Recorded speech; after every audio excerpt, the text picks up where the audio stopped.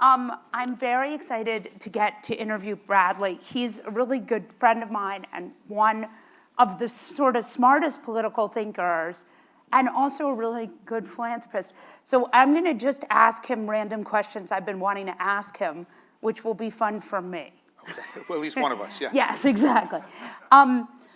But so I want you to explain to our audience sort of what your trajectory was, how you got into politics. Yeah, sure. Can I start with the story of how I actually got into politics? Yes, please. So, summer of 1992, you may remember, because you're a New Yorker, the Democratic Convention was at the Garden. No, I'm just kidding. But it was the Clinton Convention. It was at the Garden. And I really love politics. I was, I think, 17 or 18 at the time. And, but I'm a first-generation American. We didn't know anybody. And then my dad had a friend, this guy, Brian O'Dwyer, who was a lawyer for the Carpenters Union. And Brian knew I liked politics. And he called me and said, hey, would you like a one-day Carpenters pass to the convention? And I said, oh, that'd be great. He said, okay, send me, we'll set it up. So I go to his office. I get the pass. And if you look in the newspaper, it says convention noon to midnight. Now, it's really like 8 to 11, but I didn't know that, right? So I get to the Garden at noon. And it's empty, right? It's like me and two dudes running for state rep in Montana and no one else. But at the time, Ed Rendell, who was then the mayor of Philadelphia, was sitting in the audience by himself, and I had just finished my freshman year at Penn. So I was like, okay, same city at least. And I'm kind of debating, like, is it okay to go talk to him? Not realizing now that I know Rendell that he was literally talking to the empty seat before I got there. And so I go up to him, and we start chatting, and he's happy to have an audience. And so we talk for 10, 15 minutes, and I feel like I've taken up enough of his time. And I say, thanks so much. It's great meeting you. And he said, well, you're busy. You went to school. And I said, no, not really. He said, do you want an internship? I said, that'd be great. He said, okay, send me a note. We'll set it up. So I go home, I write a letter, and then every day I'm checking the mailbox. But what I don't know then, but what I know now is correspondence is the black hole of government, right? Everything goes in, nothing comes out. And so I get back to school, and this is a decade before 9/11, and I'm really young and naive, and I think, I'll go see him. So I show up at City Hall, and I get to not like his actual assistant, but like kind of the outer office. And I say, is the mayor here? Which, in retrospect, is a crazy question to ask, right? Like, the only people who actually do that are either truly crazy people or people protesting. And I was neither crazy nor was I, upset or anything. You were a child. Yeah, I was just this gullible kid. And, these super old, blue-haired ladies from South Philly were at the desk, and they were they kind of felt bad for me. I was, so stupid. And they were like, well, you can leave them a note. Okay. So I write a note. I get back on the subway to go back to the dorms, and it hits me like, you idiot, you can't just do that. Forget it, it's never going to happen. And then I get to the dorm. About 10 minutes later, the phone rings. They said, please hold for the mayor. He said, when are you coming to work? And I said, I'll be there in 20 minutes. And worked for him all through college, and that's how I got started in politics. So I want you have such a crazy career that's so interesting to me. So I want you to talk about sort of where that went to next. Yeah, so after college, I was the spokesman for the New York City Parks Department. The best. Which was the most fun job I've ever had. Yeah. And then I went to law school, and then after that, I had the worst job in Washington, D.C., at least pre-Trump era, because I was Chuck Schumer's communications director. That is the worst job. By the way, in case you know, that is the worst job. We know the guy who has it now, Angelo. There's something wrong with him, because he actually likes it. Yeah, he loves the job. He's had it for 11 years. He's and every day it's Chuck's calling him, Angelo! Oh, I used to literally, so this was kind of right in the early days of cell phones and Blackberries and all that stuff. And I would go to the gym, and I have to go to the gym 5 a.m. to be ready for Chuck for the day. And I'm at this crappy little gym on 14th and 2nd in Manhattan called Dolphin Fitness. And all of a sudden, over the loudspeaker, it's, is there a Bradley Tusk here? And I'm kind of like, yeah. And they're like, Senator Schumer's on the phone. It's like, oh, God. He never takes, the secret to Chuck Schumer is that he takes no time off. He is working all the time like a lunatic. But what I learned from Chuck in many ways is Chuck is, look, he's smart. He works really hard. He's not corrupt, not like the sort of Menendez Gold Bar's way of corrupt. But he is in many ways the absolute stereotype of the ultimate politician, which is Chuck cannot live without the validation and affirmation that comes with holding office. And I got good at my job when I realized something very simple, which was when he wakes up in the morning, If his name is in the newspaper more, he hates himself less. And if Right. his name is in the newspaper less, he hates himself more. Yeah. And once I kind of figured that out, I was like, okay, I get this job. But it also in many ways helped me understand politics, because what motivates politicians like Chuck Schumer, or really all of them, which is the desire to, A, get the affirmation and validation that comes with being somebody. Right. And then B, the desperation to continue being somebody, which Yeah. means doing whatever it takes to get reelected. Stay in office. And so Mike Bloomberg, after 9/11, wins the mayoralty, and I leave Schumer's office to go work for Mike at City Hall. And about 6 months in, I get this crazy phone call. This is my favorite part of the story. And it was at the time, Chuck had gone through lots of chief of staff, so it was one of the many when I was there. It's got Right. John Wyma, who, he's not in jail. And John Very said, good not to be in jail. how'd you like to be the deputy governor of Illinois? And I said, what's a deputy governor, and why are you calling me? And I keep on, I'm 29 at the time. Right. He said, it's the person that runs the state.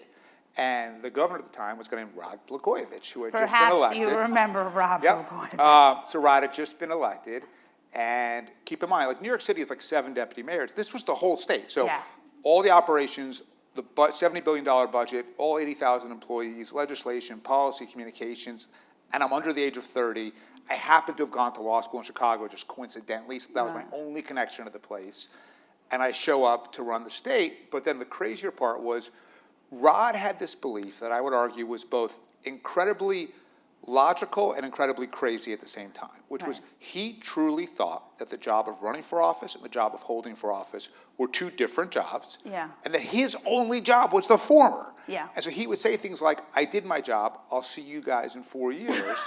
And he wouldn't come to the office for months at a clip. And it kind of hit this, I kind of realized it when, after the first legislative session, so the legislature every year passes like 500 bills, and 400 are totally irrelevant. Like the official amphibian of Illinois is the frog, like fine, Yeah. right? But there's like 100 that have real budget, policy, legal implications. And so we had all these teams of people doing analysis, and I'm meeting with them, and I kept saying to him, hey, you got to come to the office so we can decide what to do with these. Like, so the 400, I got it, don't worry about it. But these like Yeah. 100, I need to know what you want to do. And he kept putting it off, and I was like, I'll come to your house, putting it off. And I was like, well, do you know what you would do? I'm like, well, yeah, I have my recommendation, but like, nobody voted for me. He's like, well, just do that. And then that was it. For the next 4 years, it was sort of both insane and incredible, because I would just hand him a speech and be like, okay, this is the budget address. You're going to read it off the teleprompter on Tuesday to the legislature. And he would do it incredibly well, by the way. One of the most talented retail politician I have ever met. Like, we'd go to black church and he would sing gospel unironically and bring the place down. Yeah. We'd go to parades and he would like literally crowd surf. Yeah. Like, he was a genius at retail politics, but that was it. And for 4 years, he just didn't ever come to work, and we just decided like what the budget was, what the laws were, who to pardon. The pardon, I always felt weird about pardoning people. And luckily, I left 2 years before he got arrested, but I got very lucky in that the one time that he asked me to do something illegal, which was to try to extort Rahm and Ari Emanuel, I objected to it, but in reality, not even because of the ethics, because it was so fucking stupid. to like, Rahm was running the DCCC at the time, was about to take back the house, Ari was Ari, and I was like, no, why would you do that? And so luckily I reported it, and he didn't happen. And so when he got arrested, I did have to testify against him at trial, but I was at least a witness who did the right thing. And you were not surprised? No, not at all. Not in the slightest. It's funny because I interviewed Governor Pritzker recently, and I said, what are you going to do next? Because I really love Governor Pritzker. And he said, if I don't get arrested and I serve out my second term, I will be a history maker. Because, So I remember, it must have been like 2007. Mike calls me, and he said, I just had breakfast with Senator Obama. And he said, you know him from when he was a state senator, and then he also happened to be randomly a professor when I was in law school. So I'd known him for a long time. And I said, yeah, what'd you think? And he said, well, he's thinking of running for president. I said, yeah, we know. And he said, but if not, he thinks he'll run for governor as a stepping stone. And I said, tell Barack it's a stepping stone to the big house, not the White House. He ran for president and made history, obviously. But then when I got back to New York, Mike decided he wanted to run for a third term. The financial crisis happened, and I found myself changing the laws on term limits in New York City, which we were able to do. and then I was Mike's campaign manager to run his third term, and we won, but it was actually a tougher race than people would have expected because, if any of us in this room, or this bottle of water for that matter, were the Democratic nominee for mayor of New York City, you got 45%, guaranteed no matter what. So if you're not the Democrat, you have to get 50.1 of the remaining 55, right? Oh, and did he run against, I can't remember. We ran against, so it was interesting. So there was a bunch of people initially running, but there were two serious candidates. Bill Thompson, who was the controller, who ended up being our opponent, but there was a guy who really scared me named Anthony Weiner. Oh, yes. And the problem is, we would have lost to Weiner because Mike was, first of all, after 8 years in office, people don't want you anymore, right? Like I've seen studies that show that it doesn't matter what system of government you're in, you know, after about 7, 8 years, they've had enough, right? So that's number one. Number two, Mike's this billionaire in the age of the financial crisis where people are angry. Right. Three, we're running as both an independent and a Republican in the era of Barack Obama. And so we were really vulnerable. And plus, by the way, when you're mayor, you have to really govern and make hard choices. You know, do you not know New York City mayor has ever won an election for anything ever after being mayor? Well, Never. I know this because we were, so Jeffries was trying to get someone to run for mayor of New York. You remember this story? I can't remember. No. I told you a story, but you're mixing it up. Yes, you told me the story. I was trying to get Jeffries to run for mayor. Yes. So Bill de Blasio was our successor, and de Blasio was horrible. Like, just horrible. Horrible, the and worst. yet nobody was really doing anything or saying anything because the mayor's a powerful person, and everyone has, the real estate guys have their thing. Yeah, and he was very vindictive, and everyone had their thing.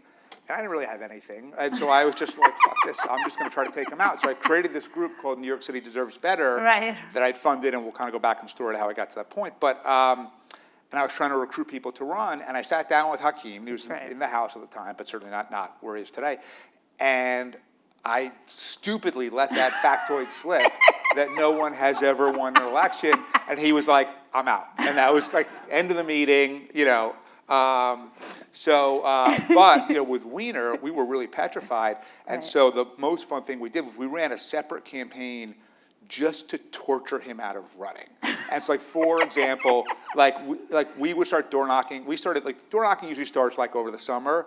We started door knocking his parents every single day in March just to drive him nuts. I bought, because you can geo-target digital ads, I would buy every single ad in his zip code. So when he went on his computer, the only thing he saw was my Bloomberg. Or we did all this oppo. So one of the things that Anthony did is he would play hockey every Tuesday night at Chelsea Piers. Now, I don't play hockey, but apparently rink time is a very prized commodity. You don't miss it, right? And so, but what I knew, and Howard Wolfson, who was running the campaign with me, and all these people on our team had all worked in Congress, votes in the House happen at weird times, right? And so we were at some point on a Tuesday night, while he's playing hockey, there's going to be a vote it could be a procedural vote, whatever, there's going to be a vote. So we hit a photographer at Chelsea Piers every Tuesday night, and then finally one night, luck struck, there was a vote, we got the shot, this idiot has Wiener on the back of his jersey, and the front page of the Post next day is puck off, Wiener skips votes to play hockey. And so Anthony decides not to run. And I think in retrospect, all the stuff he got in trouble for was already happening. And I think he thought we knew. I didn't know yet. I would have found it, but I didn't know yet. And so he didn't run. Thompson ran.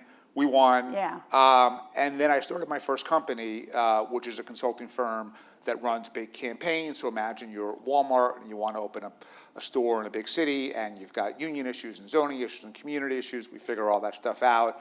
But then I got really lucky, and it's kind of where my career changed again, which was in early 2011. I'm sitting in a meeting, and Kevin Sheeky, a friend of mine, calls and said, hey, there's this guy with a small transportation startup. He's having some regulatory problems. Would you mind talking to him?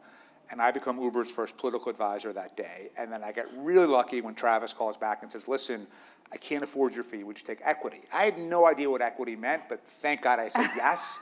And that was back in the very, very early days of Uber. And then I spent the next few years running the campaigns all over the U.S. to legalize ride sharing, and it worked. And the reason why it worked, because at the time, we were this tiny little tech startup, and taxi was a pretty powerful industry. But it was interesting, everyone kind of hated, right? Because they never, it was just bad for drivers, for passengers, basically, other than the medallion owners, it was bad for everybody. And now when you guys call an Uber, it says 4 minutes and it takes 8 and you're annoyed. But if you all think back to that first couple of times, you're like, this is magic. This is the greatest thing I've ever seen. And so we would go into a market without permission. They would send us a cease and desist letter, we throw it in the trash. They send another one, we throw it in the trash. We would ignore them about till they were put us in jail. And then we would put on our app, if you like this thing, we need your voice. Yeah. Click here to be connected to your council member, the mayor, whoever it is. And over the course of a couple of years, millions of people all over the country did exactly that. And we overwhelmed the system. And we won in every single market in the country. And so that's like I started tech, and then I ended up starting a venture capital fund a couple of years later, and we're a fund that invests in early stage tech companies, specifically that are highly regulated. So like we invested in FanDuel, then we ran all the campaigns to legalize fantasy sports betting. We invested in Lemonade, we got them their insurance licenses. Invested in Roman, legalized subscription via text, and so on. And then out of that came mobile voting and the bookstore and all that stuff. Yeah, so let's talk about that, because one of the cool things I think you've done is that you've been able to, I was about to say think outside the box, but I think that's like the worst phrase in the entire world. But you've been able to think very creatively about legislation in a really interesting way. So I want you to sort of talk about what that means and how you got to mobile voting. Yeah, so I mean, I work off of a very simple, basic view. And if you do pick up the mobile voting book, I kind of have these 10 rules of politics that are right at the beginning of the book that are encapsulated in it. But ultimately, it's every policy output is the result of a political input. Every politician makes every decision solely based on the next election and nothing else. And if they think that doing what you want will help them either win their next election or not doing it will cost them their next election, they will work with you. And if they don't think either of those things, you're not relevant. Right. So whether we are trying to legalize a disruptive technology, or even like right now, because I do all these New York campaigns on my foundation, I'm trying to pass the repeal of Local Law 11 in New York City, which is the scaffolding bill, so that we wouldn't have all the scaffolding. Wait, why? Why am I doing it? Yeah. Because the scaffolding's terrible. But do you know how much scaffolding we have? There's I know, enough there's a scaffolding lot in New of York City. I don't know how many of you have been there lately or from there. If you stretched it end to end, Manhattan to Montreal, 400 miles of scaffolding. Yeah. And guess what happens? I've talked to the district attorneys about this. More violent crime under the scaffolding, more drug use, more homelessness, more of every quality of life crime we have and problem. And, they're only there because we have really bad laws that we don't enforce. Right. And, you don't need scaffolding to inspect buildings anymore. There are these things called drones that can do it without any scaffolding. Right. And so there's legislation to try to repeal it. The speaker, who is very petty, doesn't like the sponsor of the bill or the mayor, and so she's holding the bill in order to punish them. Amazing. And so to get back to the original theory, in this case, I can't make her think, because she's also termed out and at the end of her career, that it will help her politically. So now we have started beating her up publicly, so that the pain of not calling the bill exceeds whatever spite, pride she gets by bottling it up. And if I am right, that will force the bill to the floor, and we will get a vote, and we will get rid of the scaffolding. I want you to talk about the free breakfast. Sure. So I've always been interested in hunger. Since 1991, I've been volunteering in soup kitchens, every week. I still do it today. But I never had any money, right? Right. And then all of a sudden, when I started my first company, I started making money. And so I started writing checks to the New York Food Bank. And you know what they do? When a nonprofit gets a decent-sized check, the first thing they do is bring you into the fold to get bigger checks, right? And so I start going to some meetings. And what This is every nonprofit's worst nightmare. Right. And what I notice is okay, lovely people, they're doing God's work, but anytime anything political came up, like legislation that would feed more people, they failed every time. And so my question was, okay, there's one of two problems here. Either this legislation is just way too controversial and expensive and difficult and you just can't get it done, or they have no idea what they're doing, and this maybe would be doable. So my question was, okay, if my team that knows how to run campaigns on anything ran these, and if the things that a good campaign has, and these are typically state legislative campaigns, so when my consulting firm is working for Walmart or Comcast or McDonald's or whoever it is, they have lobbying earned media, paid media, social media, opposition research, polling, grassroots. What if a hunger bill had all of those resources? So what if I paid for those? And I got lucky in that not just that I made all this money from Uber, but in a lot of ways because I didn't ever expect to have any money. Like, it's very easy for me just to go spend it on this stuff because it's more fun than like the Hamptons or whatever. So so as a result, I do have really good match tickets. I will admit that that's my number one vice. But so we just started running bills and they started passing. So we've passed 25 bills in 20 states so far. About 13 million more people now get food every day as a result. And the ROI is amazing because what we're doing is we're passing legislation that mandates more government funding for hunger programs. So I've spent collectively now about $8 million of my own money on these campaigns, but it's unlocked about $2 billion in new government spending for hunger. I know. He's really cool. And what's really great this year, so last year we had a horrible year. So we had like all these years in a row we were passing our bills, 80% success rate. And then last year we were like 0 for 5, and it was just a mess. And then thank God for Tim Walz. So like for whatever you say about him, not say about him, because he did school meals, that got a lot of attention. And it created a halo effect. So now we have campaigns that I think are winnable in New York, Oregon, Washington, Kansas, Ohio, Arkansas, and Delaware. Wow. And so we're working on some or all of these, depending on how much funding I can put into this and raise. And so I think it's gonna happen. So yeah, so that's the work we do. I want you to talk about, though, you have great stories with the hunger bills of like torture. Oh, the New York one, yeah.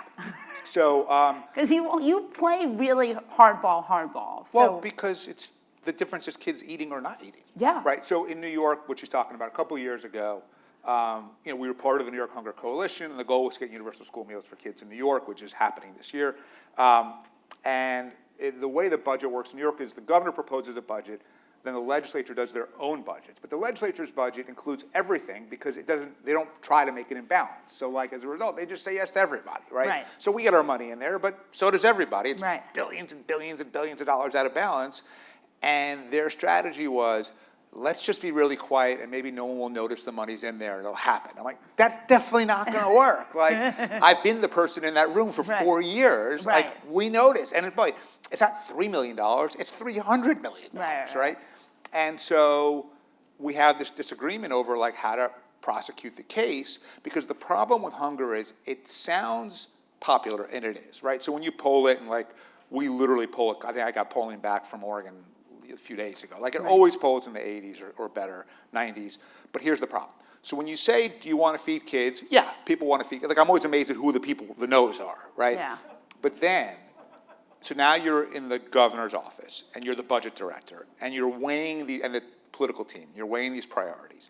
And the problem is, yes, it's popular, but there's no payoff because the kids getting fed don't eat.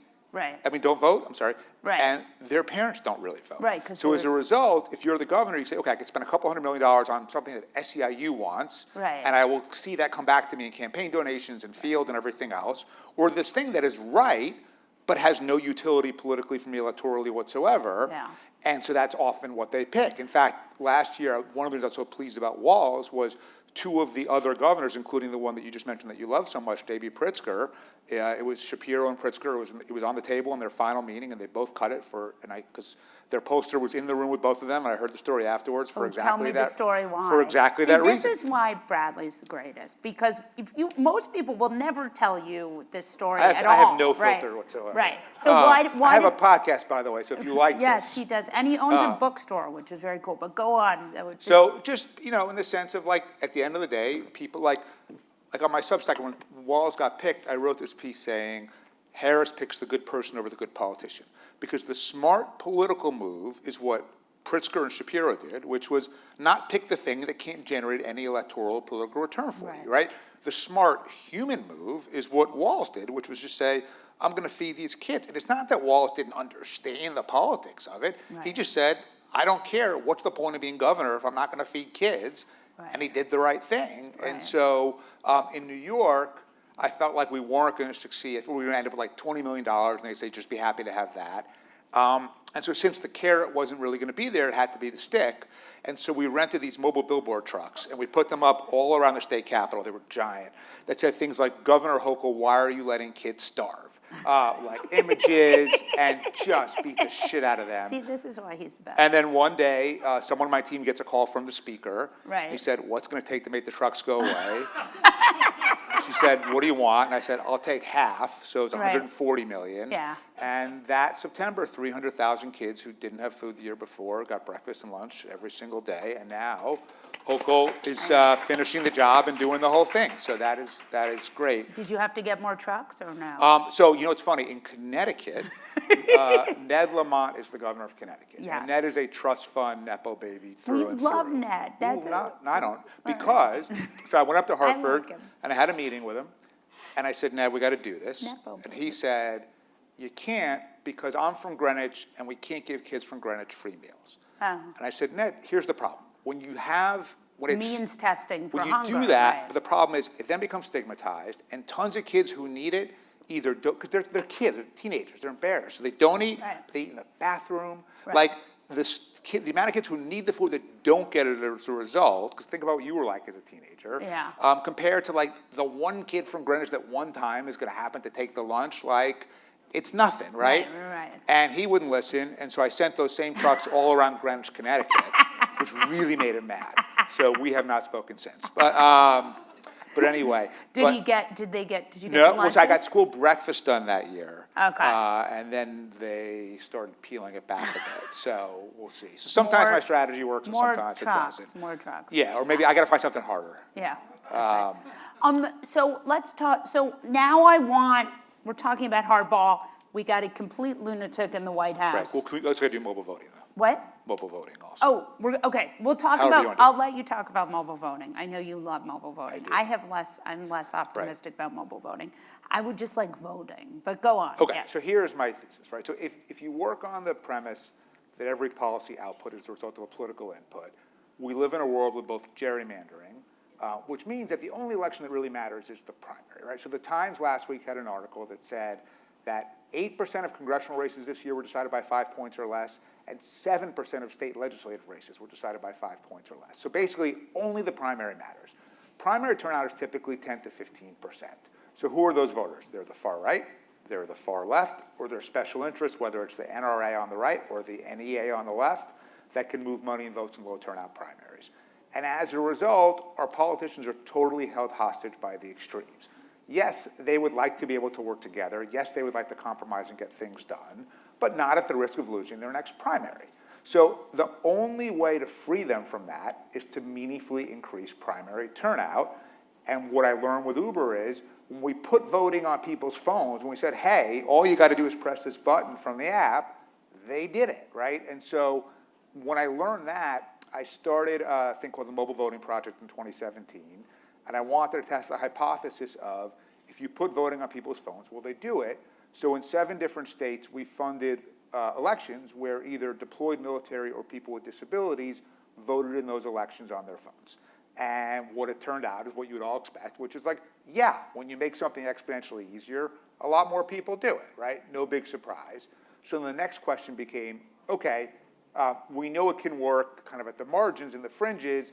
Can you have secure technology that can work for everyone? Because my goal is to move stuff to the middle to get turnout from 10% to 30% or whatever it is. So that means making it available to everyone. So we've been building tech for the last 4 years out of my foundation. We're going to finish it this year. It'll be free and open source to anyone who wants to use it. And how it works would be, so you're Molly. You go on the New York City, you go on the App Store, you download the New York City Board of Elections app, and the first thing they say is, okay, is she really a registered voter here in New York? She puts in her info, yes. Next question, is Molly really Molly? So the first thing is multi-factor authentication. So now like when you forget your Google password, they send you a code and you put that back in the app, same thing. And then facial recognition. So if any of you have seen like Clear at the airports, same technology. So now we've established, yes, this really is Molly Jong-Fast. Okay, so now the ballot pops up on our screen, and the ballot itself is as easy as can be, but some of the upside of it is no stray pencil marks, no hanging chads, which got us the Iraq War and George W. Bush, in my view. Molly makes her choices, she checks it, she double checks it, she hits submit. when she hits submit, two things happen. One, her ballot is immediately encrypted. Two, she gets a tracking code, like if it were a FedEx package, where she can track the progress of her ballot. Goes back to the Board of Elections, and they air gap it, which means they take it offline. Once it's no longer connected to the internet, then they decrypt her ballot, then a paper copy prints out. Gets mixed in with all of the other ballots. She knows where her ballot stands because the tracking code will show her it has been received, tabulated, printed, and so on. And the underlying code itself is all open source, which means anyone who knows cryptography can audit it. So we're totally accountable in all cases. So we're going to unveil this publicly at DEF CON in August, and it's going to be free to any government in the world that wants to use it. And then phase 3 is kind of what we're on now, which was, okay, we know we can do it securely. We know people will vote on their phones if they can. How do we get politicians to let you do it, right? And so we are starting to run legislation in about half a dozen different cities that would authorize it for municipal elections. Because my view is let's start local, see how it goes, make adjustments, all of that, and then kind of scale it up from there. And so we're kind of on a big public campaign. So the reason I got invited to this festival is I wrote a book called Vote With Your Phone that came out in September about it, and getting to do a TED Talk about this in April, and we're building a much bigger nonprofit to house it. I have self-funded this to date. I've put $20 million of my own money into it, but we're at the point now where doing this nationally is going to be a couple of $100 million to pass campaigns in every city and every state in the country, and so I'm now hitting the road and trying to raise money. I was told that some of you will be billionaires and might be interested in this, so if that's the case, let's talk. Yeah, and I just think it is the only scalable fix to democracy. Like, I've worked on ranked choice voting and open primaries, and I'm for all of that stuff. But at the end of the day, people don't vote in a city council primary and a state senate primary because they got to take their kid to school on a Tuesday, or because they got to get to work, or whatever it is. And being able to list 4 candidates because of ranked choice voting doesn't make them more likely to do that. But you know what? 97% of us have smartphones at this point. And if you could vote while you're waiting for your coffee or waiting for the bus or whatever it might be, a lot more of you are going to do it. And if you do it, it changes things. So for example, do you remember when Amazon wanted to put their second headquarters in Queens? Yes. So Amazon makes this announcement, and the city as a whole, based on the polling, wildly in favor. The district, based on the polling, wildly in favor. AOC, who was in the neighboring district, comes out against it and says, no, I don't like tech, Bezos, capitalism, all the stuff, right? Bad. So now Mike Gianaris is the state senator for Long Island City, Queens. And he's just a guy. He's not good, he's not evil, he's not conservative, he's not liberal. He is just a politician that wants to keep his job. And he says to himself, okay, I know that my constituents want this, but I also know that if I were to push this through, I'm going to get a primary in my next race. It's going to come from the left, and historical data would say that I'll have about 10% turnout, and that 10% are going to be the most left-wing voters in the district, and there's a risk that I could lose my seat if I support this. And he was faced with a choice. 40,000 good-paying jobs with benefits for New Yorkers, new jobs, or one job, his own, and he picked himself. And by the way, I don't expect anything else, but I also know that if turnout in his primary were 30% instead of 10, not because he's a better person, not because he has different views, just because he's self-interested, he pushes the deal through because he wants to keep his job. And I think that the only way we're ever get the solutions on guns or immigration or affordable housing or climate or education or healthcare or anything else is to move things to the middle. And most Americans agree on most issues, right? So you take guns. 70% of us would say we should neither confiscate everyone's guns, nor should it be easy to walk into a store and walk out with an assault rifle. But that 70% don't vote in primaries, right, so their views don't matter. Immigration. 70% of us would say we should neither deport everyone here illegally, nor should we have open borders. Again, don't vote in primaries, their views don't count. So we just get the extremes. All guns all the time, no guns ever. No immigrants ever, open borders. And they can't agree on anything, they can't get anything done. So we either have the total dysfunction of DC or these totally one-sided governments, and whether that's the state of Texas on the right or the city of San Francisco on the left, in my view, none of that is healthy and none of that is good. And the only way to free politicians start working together is to make it safe for them to say no to the extremes. And the only way to do that is to have significantly higher turnout. And the only way to do that is to meet the voters where they are. So that's the case for mobile voting. I hope now that this is like the 6th time I've made this case to you, I have finally persuaded you. I never get it. He's told me That this was so pretty many clear. times. Anyone else here I guess not get it? I get it.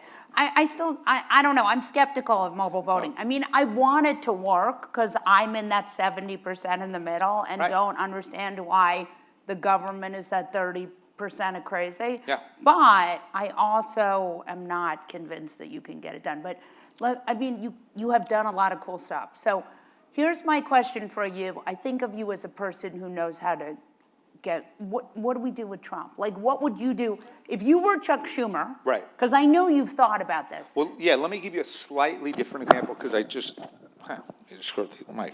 So a few weeks ago, I go to Toronto, and there's a thing called the Business Council of Canada, which is like their chamber of commerce, so it's their 100 biggest CEOs. And I got brought there specifically to say, like, how do we think about and deal with this stuff? And so I lay out, anticipating these 25% tariffs, a plan for them in my speech, and I say, okay, here's how I would handle it if I were you. And there's carrot and stick, like always. So the carrot were things like, number one, there's one country between the US and Greenland. It's Canada. Do I think we should have Greenland? No. Do you think we should have Greenland? No. Does anyone really care? No. So if it's between buying Trump off and getting him to not impose the tariffs because you will support him in this effort to take over Greenland. And I think the reason Trump wants Greenland is it's a very simple, like 1500s Turkish Ottoman mentality of like great leaders conquer, right? They add to the territory, right? So Greenland, Panama, whatever it is, that's how he's thinking about it. And just tell him, hey, we're with you. Also, Ronald Lauder wanted him to get Greenland. Yes, It's part of it, too. Sorry, it's true. No, Ronald suggested this to him like 7 years Yeah. ago. Ronald's an interesting man. We're all going to die. Anyway, go So on. it's like, all right, so one thing you could do is you could work with him on Greenland. Right. Two would be Trump is convinced, because Reince Priebus was at this thing too, and he was telling me the night before, that somehow Canada discriminates against U.S. dairy farmers. I have no idea if this is true or not, but let's just accept it as true and fix whatever Trump thinks the problem is and give him the win. Or, for example, Trump was complaining, and this might be true, that Canada doesn't do enough to stop the tide of fentanyl stemming into the U.S. Even though it was only 2 pounds. I had a guest today on my podcast, Jeet here, who told me that recently there were 2 pounds of fentanyl. Right. But with that said, can you pass laws tripling penalties for fentanyl dealers and a zillion years in jail? Sure, why not, right? Fine. Or I said, if you can't give him any of these things, because they said, well, we will have retaliatory tariffs and he will pay a price. I said, he won't pay a price because our economy has an 80% domestic market. You're a small country. You will pay the price. Yeah, like you're putting tariffs on our companies is never going to get back and hurt Trump politically. So here's what you got to do. I said, it's not a question of retaliatory. Take the things that we need from you. We need natural gas. We need oil. We need zinc. We need copper. We need lithium. And don't sell them to us at all. Make it illegal for a Canadian company to export any of that to the U.S. And then when the price of gas in Michigan goes up, or the cost of heating your home in Michigan goes up, or you can't get your iPhone because they don't have the raw materials to make it, you launch a 9-figure PR campaign in the US laying this all at Trump's feet. And you say, the reason that these products are unavailable or costing you twice as much money is because of this guy. And this is the result, and that's what it is. So, they were fucking horrified. They were so upset. Well, they're Canadian. They're very genteel. So they kept raising their hand and saying to me, like, we're Canadian. We don't do things like this. And I'm like, well, do you want the tariffs or not? Like, we don't want them. I'm like, they kept saying, well, we're sure he'll see reason. I said, he won't. He will not see reason. There's a 0% chance of that. And like, they're such nice people. And like, they don't have. I actually was I almost felt bad. The more that they kept saying that, the more annoyed I kept getting, and I kept yelling at them. So finally, I was like, you're all CEOs, right? They're like, yeah. I'm like, didn't each of you at some point in your career have to do something that was counterintuitive and risky and piss people off to get to where you are? Like, has to be, right? How could you become a leader of an organization without that? Just summon that and do that again. And then I was like, looked at more, I'm like, no, maybe none of you actually have done that. It's funny because my neighbors are Canadian in my building, and they are just delightful. Sure, except when it comes to a knife fight with Donald Trump, and then they're useless. Yeah, useless. But in fact, in the end, they offered both Trudeau and Scheinbaum really just offered carrots, offered stuff he had already had, and he was like, okay.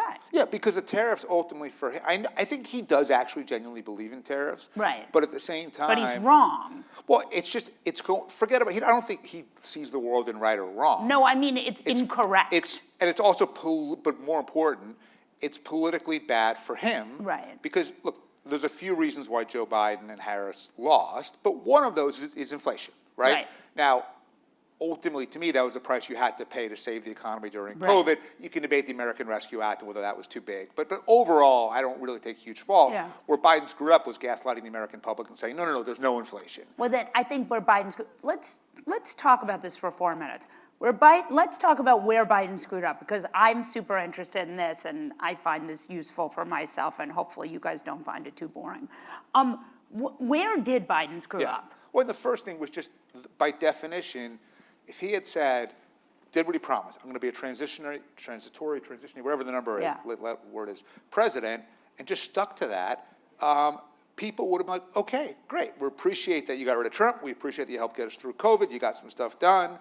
Thank you, move on, right? And instead, he had the hubris that pretty much all politicians have, which is the world can't live without him, and he deserves this.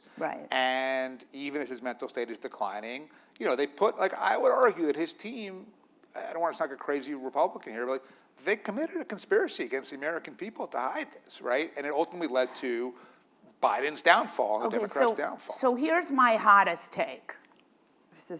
Is that actually the problem started on day one. That the problem was so I knew that press shop really well, and they hated the mainstream media. They just felt very mad. They felt that they were too hard on him, so they really refused to do interviews pretty much from the start. And the problem was, because he had no social media presence like Trump. So Trump never did interviews, but it didn't matter, right? Because Trump had Trump TV, right? He had conservative media. He had his own whatever, his YouTube. He went on Joe Rogan. He was literally running for president for 4 years, solid. And Biden was pretty much not doing. And the thing they did in the beginning was they were aggressively boring. So they would televise the press secretary, and it would be so boring that it would never be televised. Can I jump with a quick anecdote? Yes. So my son, when he was about 7, we started reading the New York Post together every morning, and the Post, not just because, but it's actually, with a 7-year-old, it's sort of the easiest thing to be. You can't read a broadsheet with a 7-year-old, right? And Biden wins and gets inaugurated, and about 6 weeks later, Lyle says to me, "Is Biden still the president?" Yeah, he just started. It's like a crazy question. I said, why do you ask that? He goes, well, you never really hear about him.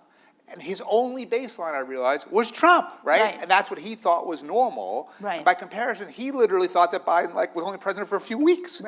But ultimately, he disappeared. And I think a lot of voters had that same thought. I mean, I think it's that.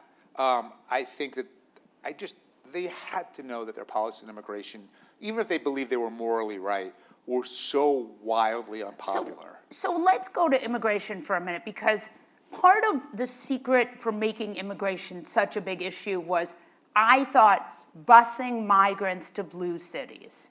Because we live in New York, and you had never seen any migrants until they started busing them to blue cities. What else do you think because they didn't, how else do you think that got to take over the discourse? I mean, I think once it became, it's blue, but also keep in mind, New York City made to me an insane decision, which was to then house and feed everyone, which sounds nice, but it was billions and billions and billions of dollars that then got taken away from New York City public libraries and schools and healthcare programs. And it also created a narrative that these people are getting stealing stuff from us that for free. Right. And also, look, I'm a first-generation American, but almost by definition, all of you had family that at some point came here. And part of the reason the system works is immigrants sort of are generally pretty strong people. That's how they had the wherewithal to do this in the first place. And they figure out where the jobs are.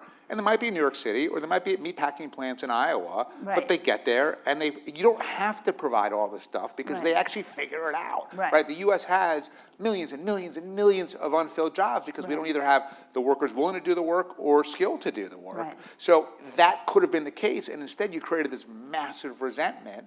And then the White House just kept digging. So, like, for example, I kind of, my daily news column was calling on Adams and Hochul to say, let's just create a New York City work permit and let them all work, because Biden let them in and then Right. refused to let them work. Right, So it was right, the worst of all worlds. Yeah. And they didn't really do that. But, yeah, it was a mess. So, immigration, inflation, kind of being boring, and sort of choosing to run when he shouldn't, I would say the arguments. Yeah, all right. Well, now, anyway, thank you guys for joining us. Thank you guys for listening. I appreciate it.